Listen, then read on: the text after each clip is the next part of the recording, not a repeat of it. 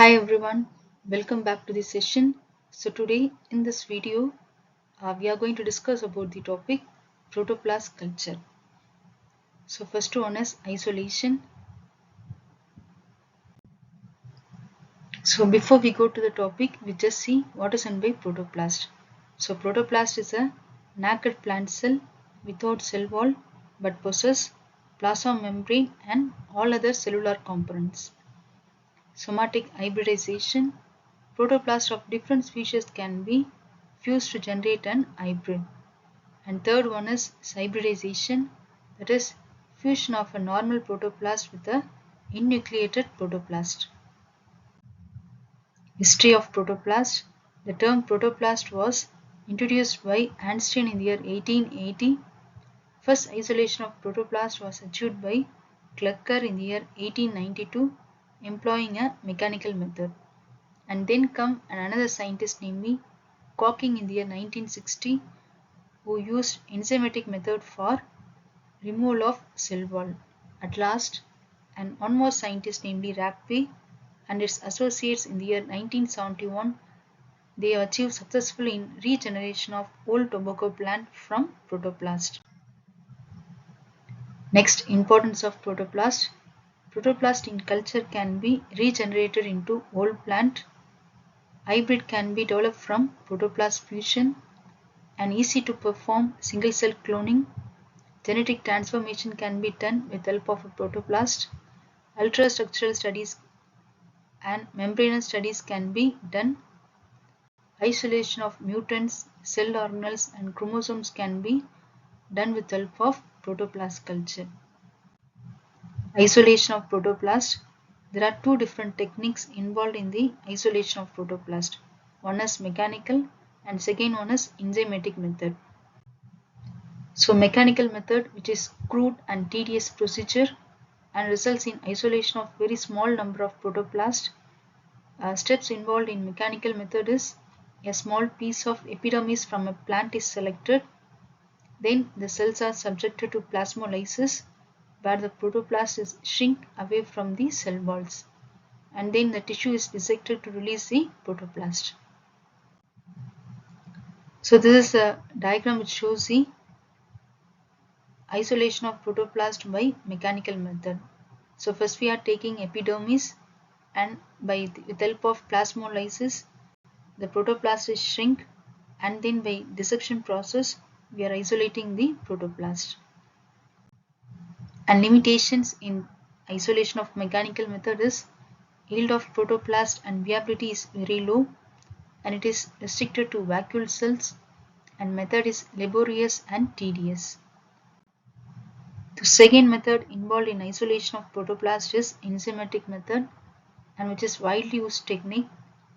Advantages is a good yield of viable cells, no damage to the protoplast, and the source for enzymatic method is tissues, organs that include leaves, root, shoot, apices. So all those things will act as a explant. And mesophyll tissues of leaves of young plants or shoots can also be taken. And secondly, callus and suspension culture also serve as a good source. Enzymes for protoplast isolation. Enzymes that can digest a cell wall are required for protoplast isolation. So cell wall generally contain three types of components: cellulose, hemicellulose and pectin. Cellulose, which can be cleaved by enzyme cellulase, similarly hemicellulose by hemicellulase and pectin by pectinase. And pH should be maintained around 4.5 to 6, and temperature should be around 25 to 30 degree. And the incubation period should be half an hour to 20 hours.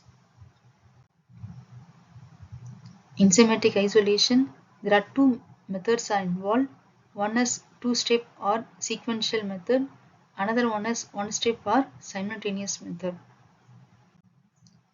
Two-step or sequential method. Here the tissue is treated with a pectinase enzyme, which is a macrozyme, which degrades the middle lamella, and from that the pectinase breaks the cell aggregates into individual cells. while the cellulose removes the cell wall. One step or simultaneous method, which is the most preferred method, and simultaneous use of both enzymes, macerozyme and cellulose, is used. Isolation of protoplast from leaves. Leaves are commonly used. The steps involved in isolation of protoplast from leaves are sterilization, removal of epidermal cell wall, treatment with enzyme, and fourth one is isolation of protoplast. So this is the enzymatic method. There are two methods. One is simultaneous method, another one is single method, where the protoplast can be isolated. Purification of protoplast. After isolation, the protoplast must be purified. The enzymes are digested in the plant cells. Undigested tissues, cell clumps are removed by the filtration, which is followed by centrifugation and recovering process. So viability of protoplast can be identified by various methods. First one is FTA, that is fluorescein diacetate method, where the dye accumulate inside the viable cells and which can be detected with the help of the fluorescent microscopy. And second come phenosafranin stain, where the dead protoplast can turn red.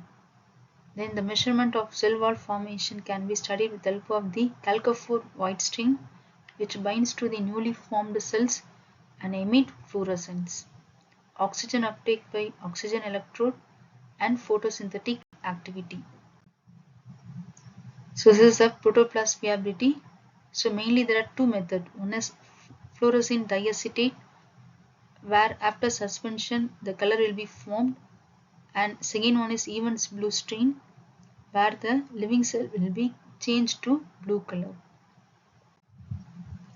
And this is a diagram which shows the protoplast culture. That is, first we are isolating the protoplast by the different process like mechanical method and enzymatic method, and then it is washed and then cleaned.